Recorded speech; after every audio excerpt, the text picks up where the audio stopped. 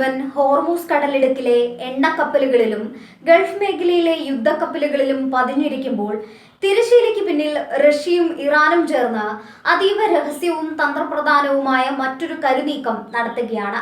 Caspian കടൽ കേന്ദ്രീകരിച്ച് രൂപപ്പെട്ടിരിക്കുന്ന ഈ പുതിയ സൈനിക ഇടനാഴി വരും ദിവസങ്ങളിൽ ആഗോള രാഷ്ട്രീയ സമവാക്യങ്ങളെ പാടെ മാറ്റിമറിക്കാൻ പോകുന്നതാണ്.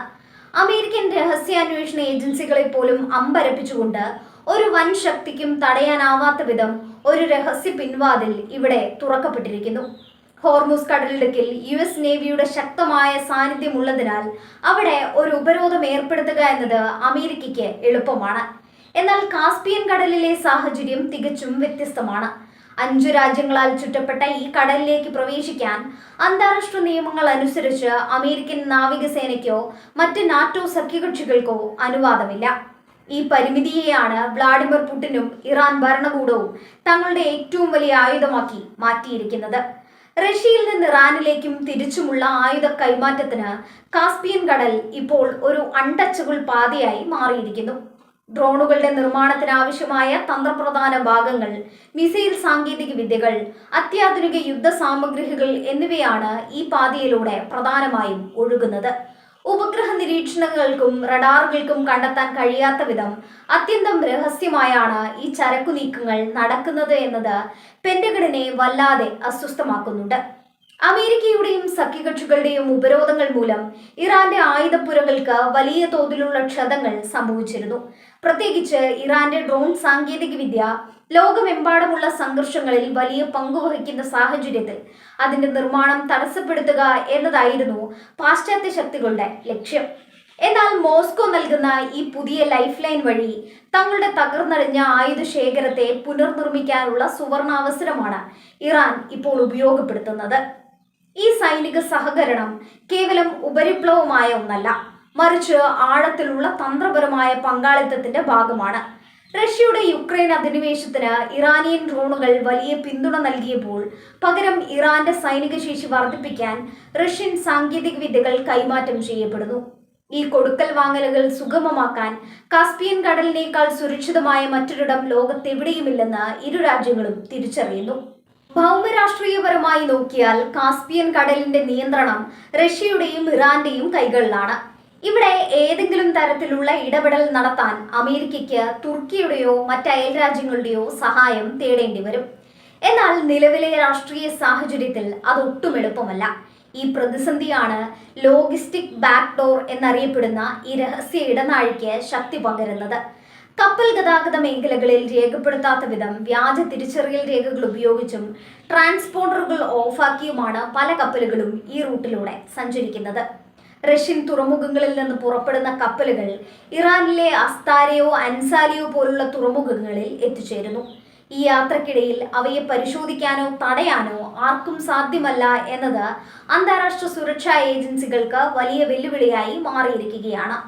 US ഇന്റലിജൻസ് റിപ്പോർട്ടുകൾ സൂചിപ്പിക്കുന്നത് പ്രകാരം പ്രതിമാസം 100 കണക്കിന് ടൺ സൈനിക ചരക്കുകളാണ് ഈ പാതയിലൂടെ കടന്നുപോകുന്നത്. ഇത് വെറും ആയുധങ്ങൾ മാത്രമല്ല, മറിച്ച് വരുംകാല യുദ്ധങ്ങളിൽ നിർണായകമാകുന്ന കൃത്രിമ ബുദ്ധി അധിഷ്ഠിത സാങ്കേതിക വിദ്യകളും ഇലക്ട്രോണിക് ചിപ്പുകളും കൂടിയാണ്. ഇറാന്റെ ആയുധ നിർമ്മാണശാലകൾ ഇപ്പോൾ ഇരട്ടി വേഗത്തിലാണ് പ്രവർത്തിക്കുന്നത്. ഇതിന്റെ പ്രധാന ക്രെഡിറ്റ് റഷ്യൻ സഹായത്തിനാണ്. ഗൾഫ് മേഖലയിൽ അമേരിക്ക ഏർപ്പെടുത്തുന്ന ഏതൊരു ഉപരോധവും ഇറാന്റെ സമ്പദ് വ്യവസ്ഥയെ ബാധിച്ചേക്കാം. പക്ഷേ അവരുടെ യുദ്ധതന്ത്രങ്ങളെ അത് പൂർണ്ണമായും തളർത്താൻ കഴിയില്ലെന്ന് ഈ കാസ്പിയൻ പാത തെളിയിക്കുന്നു. കടലിലൂടെയുള്ള ഒരു ഉപരോധം കൊണ്ട് മാത്രം ഇറാനും ഇരുക്കാം എന്ന വാഷിംഗ്ടണിന്റെ ധാരണയ്ക്കേറ്റ വലിയ പ്രഹരമാണിത്. മോസ്കോയും ടെഹ്റാനും ചേർന്ന് പടിഞ്ഞാറൻ രാജ്യങ്ങളെ പ്രതിരോധത്തിലാക്കുന്ന ഒരു വാർ മെഷീനാണ് ഇവിടെ രൂപപ്പെടുത്തിയിരിക്കുന്നത്. ഈ പുതിയ സംഭവവികാസങ്ങൾ മിഡിൽ ഈസ്റ്റിലെ സന്തുലിതാവസ്ഥയെ തെറ്റിക്കാൻ സാധ്യതയുണ്ട്. ഇറാന്റെ ആയുധശേഷി വർദ്ധിക്കുന്നത് സൗദി അറേബ്യ, ഇസ്രയേൽ തുടങ്ങിയ രാജ്യങ്ങളെ ആശങ്കയിലാക്കുന്നു. റഷ്യയുടെ നേരിട്ടുള്ള ഇടപെടൽ ഇറാന് ലഭിക്കുന്നതോടെ ആ മേഖലയിൽ തങ്ങളുടെ സ്വാധീനം വർദ്ധിപ്പിക്കാനും അമേരിക്കൻ മേധാവിത്വത്തെ വെല്ലുവിളിക്കാനും പുടിന് സാധിക്കുന്നു. അന്താരാഷ്ട്ര നിയമങ്ങളുടെ പഴുതുകൾ എത്രത്തോളം വിദഗ്ധമായി ഉപയോഗിക്കാമെന്നതിന്റെ ഉദാഹരണമാണ് ഈ നീക്കം. കാസ്പിയൻ കടലിന്റെ സമുദ്ര നിയമങ്ങൾ അനുസരിച്ച് പുറത്തു നിന്നുള്ള ഒരു സൈന്യത്തിനും അവിടെ സ്ഥാനമില്ല. ഈ സുരക്ഷാ വലയം റഷ്യക്ക് നൽകുന്ന ആത്മവിശ്വാസം ചെറുതല്ല. പാശ്ചാത്യ രാജ്യങ്ങൾ എത്രമാത്രം സാമ്പത്തിക ഉപരോധം ഏർപ്പെടുത്തിയാലും തങ്ങൾക്കൊരു ബദൽ മാർഗമുണ്ടെന്ന് അവർ ലോകത്തോട് വിളിച്ചു പറയുകയാണ്. ഭാവിയിൽ ഈ പാത കൂടുതൽ വിപുലീകരിക്കാനുള്ള പദ്ധതികളും അണിയറയിൽ ഒരുങ്ങുന്നുണ്ട്. കരമാർഗമുള്ള റെയിൽവേ ശൃംഖലകളും കാസ്പിയൻ കപ്പൽ ഗതാഗതവും തമ്മിൽ ബന്ധിപ്പിക്കുന്നതോടെ ഇതൊരു സുസ്ഥിരമായ സൈനിക ഇടനാഴിയായി മാറും. ഇത് പൂർണ്ണമാകുന്നതോടെ യൂറോപ്പിന്റെ കിഴക്കൻ അതിർത്തി മുതൽ പേർഷ്യൻ ഗൾഫ് വരെ നീളുന്ന ഒരു കരുത്തുറ്റ അച്ചുതണ്ട് റഷ്യയുടെയും ഇറാന്റെയും നേതൃത്വത്തിൽ നിലവിൽ വരും. അമേരിക്കൻ നാവികസേന പൂർണ്ണമായും പുറത്താക്കപ്പെട്ട ഈ കടൽ പ്രദേശം വരും വർഷങ്ങളിൽ പുതിയൊരു ആയുധ മത്സരത്തിനാണ് സാക്ഷ്യം വഹിക്കാൻ പോകുന്നത്. ഇറാന്റെ സൈനിക ശേഷി അപ്രതീക്ഷിതമായി വർദ്ധിക്കുന്നത് കാണുമ്പോൾ അതിനെ പ്രതിരോധിക്കാൻ അമേരിക്കയ്ക്ക് പുതിയ തന്ത്രങ്ങൾ ആവിഷ്കരിക്കേണ്ടി വരും. എന്നാൽ ഭൗമശാസ്ത്രപരമായ പ്രത്യേകതകൾ കാരണം സൈനികമായ ഒരു നീക്കം കാസ്പിയൻ മേഖലയിൽ അസാധ്യമാണ്. ലോകത്തിന്റെ കണ്ണുവെട്ടിച്ച് കാസ്പിയൻ കടലിന്റെ ആഴങ്ങളിൽ നടക്കുന്ന ഈ നീക്കങ്ങൾ ആഗോള രാഷ്ട്രീയത്തിലെ വൻ ശക്തി പോരാട്ടത്തിന്റെ പുതിയ ഘട്ടമാണ്.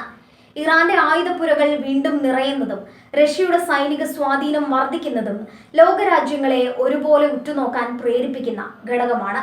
ഉപരോധങ്ങളുടെ കാലഘട്ടത്തിന് ശേഷം ഇനി വരുന്നത് രഹസ്യപാതകളുടെയും നിശബ്ദമായ കരുനീക്കങ്ങളുടെയും കാലമാണ്. ഈ ബാക്ക്ഡോർ വഴിയുള്ള നീക്കങ്ങൾ അവസാനിപ്പിക്കാൻ അമേരിക്കയ്ക്ക് കഴിയുമോ എന്നത് വലിയൊരു ചോദ്യചിഹ്നമായി അവശേഷിക്കുന്നു. സൈനികമായും നിയമപരമായും റഷ്യയും ഇറാനും ഈ മേഖലയിൽ മേൽക്കൈ നേടിയിരിക്കുകയാണ്. ഈ രഹസ്യ ഇടനാഴിയിലൂടെ ഒഴുകുന്ന ഓരോ ആയുധഭാഗവും ലോകത്തിന്റെ സമാധാന അന്തരീക്ഷത്തിന്മേലുള്ള കരിനിഴലായി മാറിക്കൊണ്ടിരിക്കുകയാണ്.